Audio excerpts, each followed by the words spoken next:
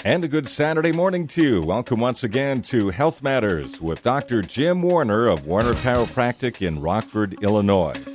And I'm sure we're going to punctuate today's program with information such as colons.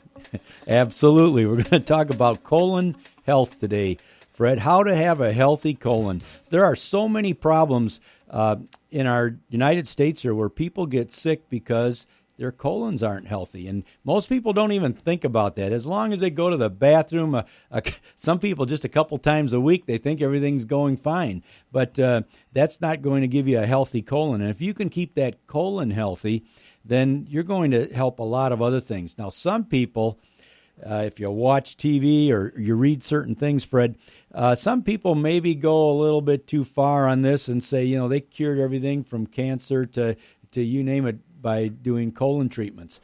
There is some validity to that. It's not a cure-all. Not all problems are caused by colon problems, but if you do certain things to keep that colon healthy, it will keep the rest of your body healthy too. Well, explain to me and to the listeners what the colon is and what its function is in the human body. Okay, the colon is properly called the large intestine. It's the area that we could call the garbage area of the body. In other words, before you go to the bathroom, you have a bowel movement. That is the area that evacuates, or it holds the garbage until it's ready to leave through your system. And so to make sure that there's no garbage, no backlog, no disease entities in your body, you have to have this garbage removed on a constant basis. And when it's not doing it on a regular basis, then you end up getting sick. So what about these infomercials that talk about these various products that will give you a complete cleansing on the inside and cleanse out the colon? Well, I would say those things are good, and they're probably very valid. The thing is, Fred, it's what you do every day, not a one-time cleansing. Right. And too often people say, well, I want to get my colon cleansed, and they'll do something to cleanse it for a couple days, but they're not doing something on a consistent basis to make sure that that colon stays healthy. And if you are doing things correctly all along, you don't need to do something on a drastic measure. Now, if you're not, digesting things well, or you're not eliminating well, you become constipated a lot. You end up having a lot of toxins in your system, don't you? Yes, you do. Now, some of these toxins they've found will cause cancer. So there are the toxic material in your bowel movements will cause cancer. And the longer you keep that in the body, the more it's going to be absorbed. It will cause heart disease. Well, how can it cause heart disease, you wonder? Well, cholesterol through your bile salts passes through your system. And if it's not being passed through your system, your body reabsorbs the bile and the bile salts, and then this increases your cholesterol count. So a lot of times people have high cholesterol, Fred. It's because their bowels aren't working correctly. So what is the best way to keep everything functioning and so that you're not absorbing those toxins into your system? Good point. Number one, Fred, is something that you and I are constantly stressing here, and that's making sure you drink a lot of water. Right. Most people don't drink enough water, and so there's as the food passes through your system, your body needs this water so much that it pulls the water out of the food. It actually absorbs the water, and then it gives you hard stools, and that's why it's like trying to push rocks through your system because all the water's been absorbed. And so drinking lots of water, 2/3 ounces per pound of body weight is something that we've recommended for a number of years, and it's still valid. Drinking lots of water so that the water that's in the food allows a smooth passage of the material through your body. So water is primary. Another thing that's just about as important, Fred, and that would be getting enough fiber in your diet. Now, fiber is the substance that goes through your body and isn't digested. So when you eat something and it's not digested, it's not absorbed, it'll go through your system. Now, in the United States, usually people have maybe 9 to 13 grams of fiber in their diet. Not enough.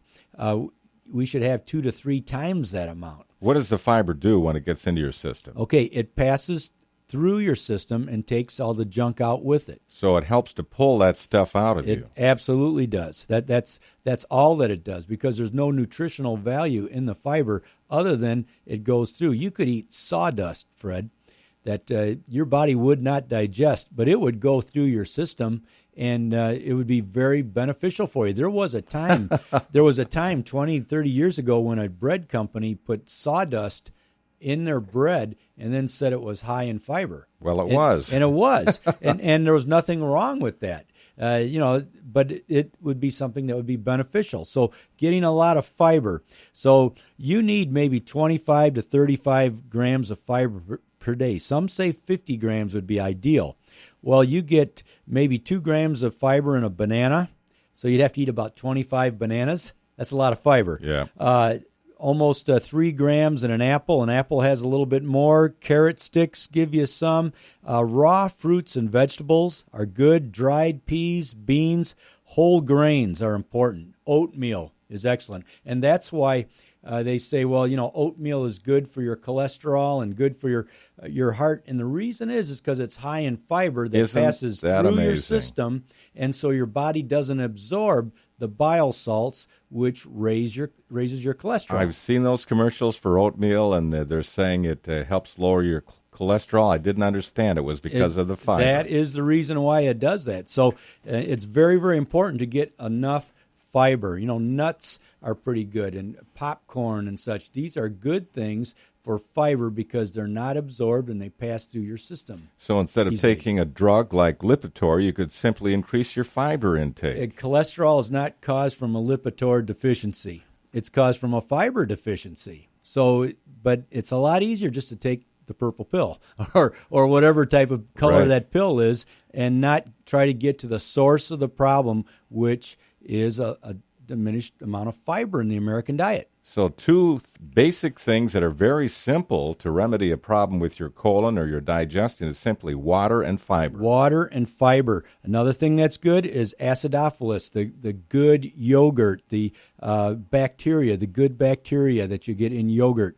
That would be something that would be very good to take too. Why is that? Because your body needs the beneficial bacteria throughout your system, and it helps digestion and it helps the passage of food through your body. Okay. And so acidophilus is important. Chiropractic adjustments. We've spoken in the past, Fred, about how important chiropractic is to make sure that your organs are working properly. Your ileocecal valve, we've talked about that. Your colon, your stomach, gallbladder, all these things are very important because if the nerves to those areas aren't working properly, you won't have the peristalsis, or it won't pass the food through your system properly. So what nerves in the human spine affect the colon? The low back. Low back. The low back. So when people have low back trouble, a lot of times they end up with constipation. Or they might have constipation and they end up with their back hurting them, and the one is causing the other. So chiropractic is very important. When people are under a lot of stress and everything's churning on the inside, and that kind of stops the flow of the poisons through your body too. So you might have constipation or problems with stress, not taking enough time for bowel movement. Sometimes people are so much in a hurry, rather than have their bowel movement, they'll hold on to it and do it hours later. Well, hours later, that peristalsis might have stopped, and that junk is kept inside your system and not being allowed to pass. You're getting sick and you don't know it. What about exercise? Exercise is good also. I'm glad you brought that up. Exercise is good, especially abdominal exercise, where you're doing something on your stomach. That helps massage that area and helps pass the food through the system. So that's very important. How does someone know, Fred, if they're having problems with the colon, if there's a log jam there? There's an easy way to tell. And what we recommend people do is go to a health food store and buy charcoal tablets, which is just charcoal. It's not digested. And you take a couple of these tablets and then look at your stool and see how long it takes for the charcoal to come through. It should go the next day. The next day you should evacuate the charcoal. If it's taken 2 days, 3 days, 5 days, there's something wrong. It's not passing through. And what you eat today should leave your body tomorrow. You know, a lot of time people complain about just being tired or sluggish, and I imagine that if they're not regular, that could be one of the reasons absorbing those toxins. Oh, yeah, that's exactly what it is. It's toxic tiredness, headaches, headaches also they found for two reasons. The toxins cause the headaches, but even just the expansion of the colon, because it's so impacted, that causes a reflex headache, even if there weren't any toxins being absorbed. Even just the impaction of the colon causes headaches. What about people who take things like prune juice or other types of products to help loosen them up? Well, I'd say those things are good. If they're taking a natural substance that does that, I think that's good. If they're taking a pill just to try to get things going through, I'm not opposed to that on a single time basis. But if you have to take it every single day, that's not good. Then you can get addicted to that too. Laxatives can be addictive. Absolutely. And so, the best thing to do is to find out if there's something that can be done here by increasing water, increasing fiber, increasing acidophilus, chiropractic treatment, reducing stress. All these things will help you avoid cancer, heart disease, diabetes, headaches, tiredness that you mentioned. All these things can be avoided to a large extent. I'm not saying it cures it all. I'm saying it can be avoided to a large extent by just taking proper care of your colon. All right. That is incredible information. I know that you have information in form of pamphlets also online for people. Yes, they can contact us at www.warnerchiro.com. warnerchiro.com.